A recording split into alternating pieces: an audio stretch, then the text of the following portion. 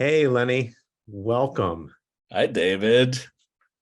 I'm David Amado, and this, of course, is Lenny Sigal, our wonderful concertmaster of the Atlanta Classical Orchestra. Thanks for joining us for this Zoom chat about our first Masterworks concert, which is coming up on January 25, 26, and 27 in Palm Beach, Vero, and Stuart. And Lenny, That's next week. you're always that's his next. You're always featured as concertmaster, and in this concert, you're featured to an even greater degree, playing Korngold Violin Concerto, which I am completely thrilled about. Thank you for agreeing to do this. So, what's tell me about Korngold. Tell me about your relationship with the Korngold. Oh, it's getting to be more and more intimate, in a sense that, especially in the recent months, when I'm sort of revisiting it. I've worked on it some years ago, a lot of years ago, but this is revisiting this piece has been just a blast, and I'm just every day I'm relearning and finding new colors, new beauties of it, and just in awe of this incredible music.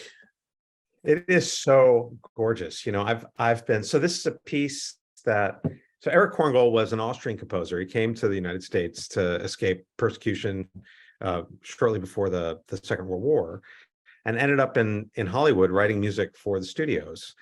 And I think this piece feels like it came from Hollywood. I mean, like vintage Hollywood, don't you think? I mean, Absolutely. and in fact, tunes were tunes that Korngold used in some of his movie scores. Yeah, I think at least four of the themes in this concerto come directly, quoted from his scores, from his film scores. Yeah, but he does he kind of works them through as a in concerto form. Yeah. But the language is so Hollywood. It's so awesome and so beautiful. And what's amazing to me is that orchestra is relatively small. Mm-hmm. It's not some giant, like mega percussion, mega brass. It's got a trombone, a couple of trumpets, and some horns, but the colors are like it sounds like it's huge. Yeah, It sounds like it's huge. And the way it's written, though, the orchestration, textures, they sound so rich, but at the same time, it's so brilliantly scored that it never, even if you try, you would not overpower a soloist. Yeah. Where you are in the registers, he's very aware of that. It's such this one of the things that's struck me about this piece and about Korngold is he was he was a prodigy, right? I mean, he was like writing, he wrote that ballet for the Vienna State Ballet when he was 11, and it's good. You probably played it. Snowman, yeah. It's Snowman, yeah. Yeah. So he had this unbelievable level of talent. And was it Huberman who asked him for a concerto? I think it was. For years, he was on his case for years because he just heard it instantly. Yeah. But Korngold was kind of like, man, I don't know. Can I do this? Like, even a guy like Korngold with all of this success in the old world and in the new world and in concert halls and on silver screen, even he is still like, can I do it? Is it good enough? Like, I'm like, it's Korngold, of course. But even he was sort of like racked with doubt. But then he came out with this piece, and in the 40s. And I don't think Huberman ever played it, right? I think it just didn't work out. He died. He wanted to do it, but by the time Korngold was finished with the concerto and ready to premiere it, Huberman was way past his prime. I don't think he was playing much, so it really felt on Heifetz's lap, And boy, right, it worked out. Yeah. It worked out.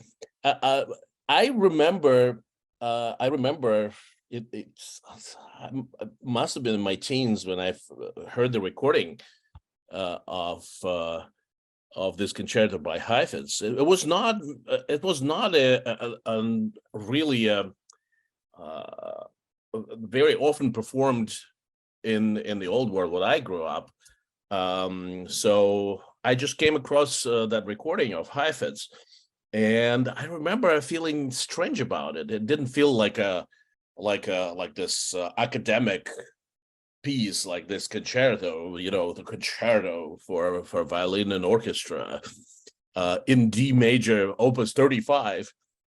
Right. Interestingly enough, like Tchaikovsky, right? So it didn't feel like a concert, like an academic piece to me. It really immediately struck me as this kind of like the movie music, Right. But then even at some point I kind of like I wasn't really that much into the piece, but then listening to it and then working on it, eventually it really started come to light. It's how gorgeous all the elements of it. And you're right, you were talking about his work in Hollywood. He really created the sound.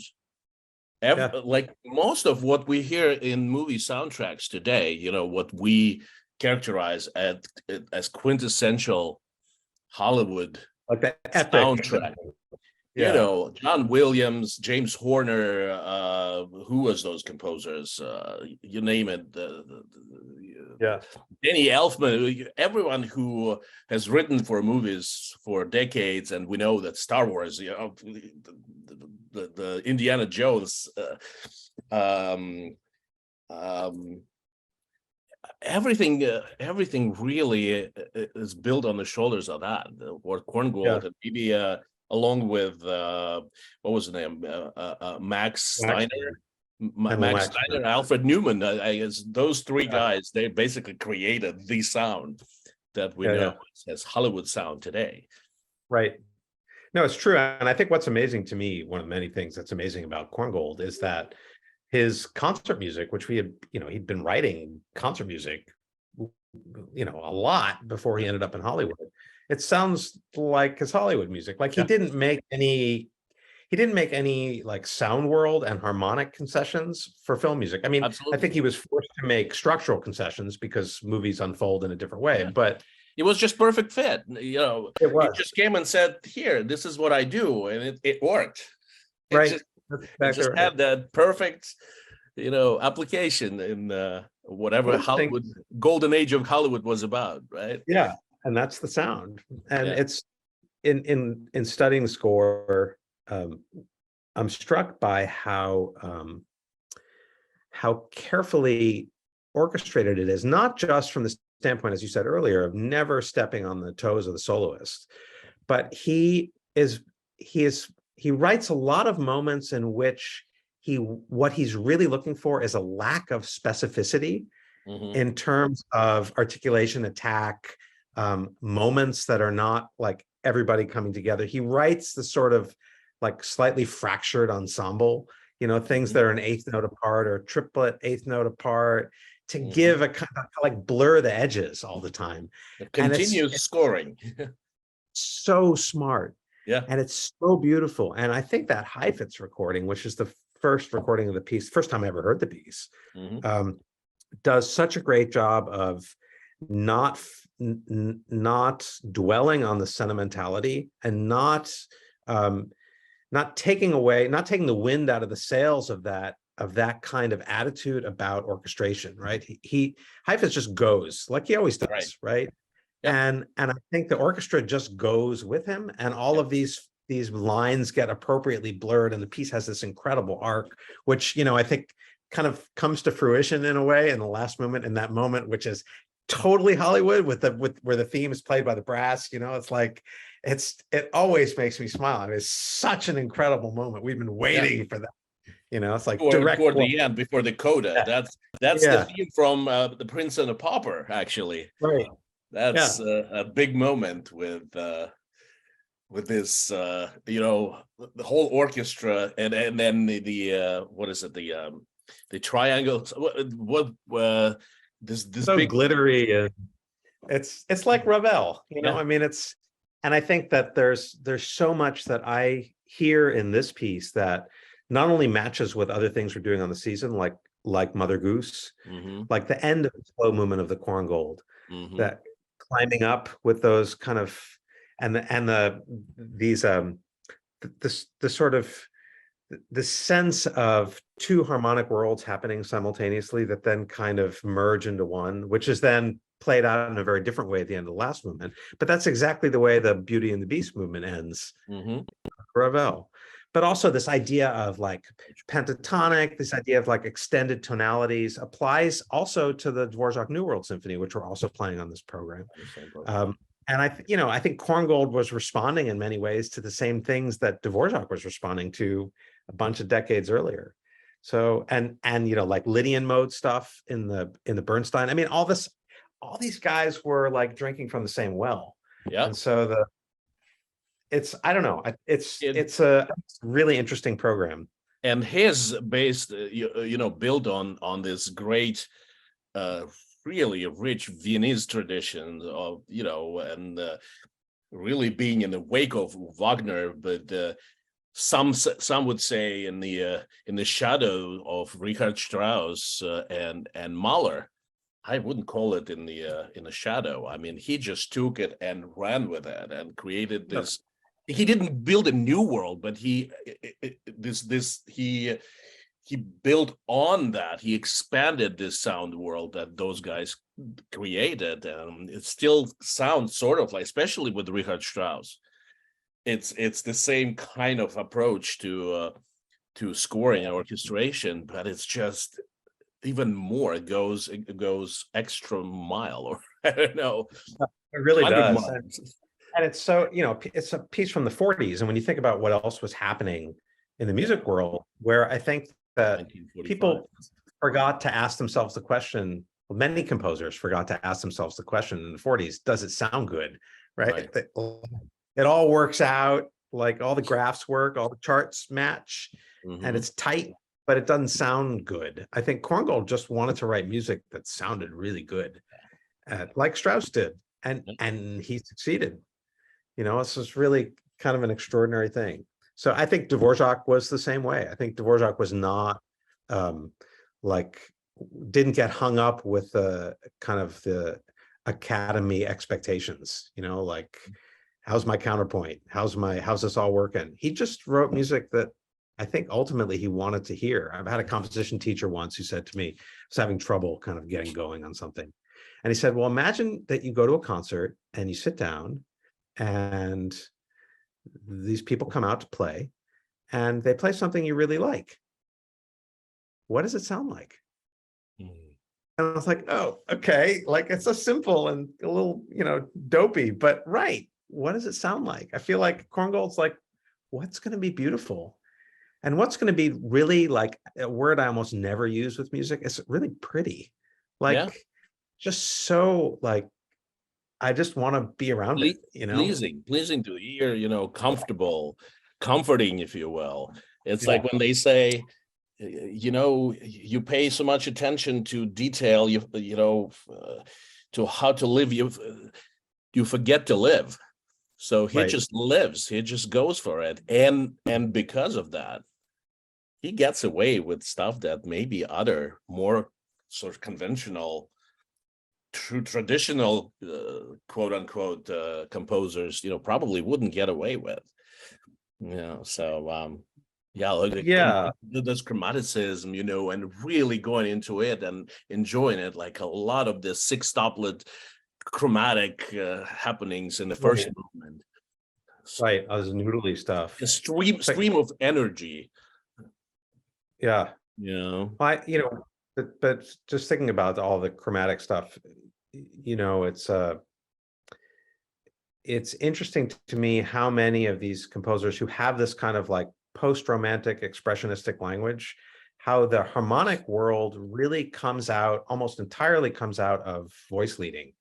Like, I don't think he's thinking about chord progressions. He's thinking about melodic lines. He's thinking contrapuntally all the time. And and the result is this incredible harmonic world that kind of slips and slides into places you don't expect. And you turn a corner and there's, where are we? Wow, that's amazing. And I think it's all because of just a voice leading. I mean, Rachmaninoff is the same way. Yeah. He approaches everything from this idea of where do the lines go? And, it makes sense as a pianist because especially if you're Rachmaninoff, you can do lots of things at once with those 10 fingers. And you kind of find your way to these places. You crawl your way there. But I think Korngold's world is in a way very similar, a little bit more extended, I mean, considerably more extended than Rachmaninoff's, but absolutely extraordinary. So I'm really looking forward to it. Absolutely. I'm so grateful that you're doing it. I mean, I think we're so lucky at ACO to have you as concertmaster willing to do all this, like the incredible repertoire that we've done together. So thank you. It is such a treat for me as well. It's not just, I really enjoy doing that, not only because it's another way for me to really really stay at the top of my game, just technically, professionally, but it's just so rewarding and gratifying to be able to kind of step in a slightly different role and do this with your colleagues who you're so familiar with, and who are incredibly supportive too, maybe in a way a little bit more than if I were just another guest soloist that stopped by for a few days. I think there's nothing like keeping it in-house like that. Exactly. And this creates this kind of energy that is unique and so professionally and artistically satisfying. Yeah, every experience that we've had together. We did 4 seasons last year. We did what was the other Brahms double. We did other things, right? Yeah.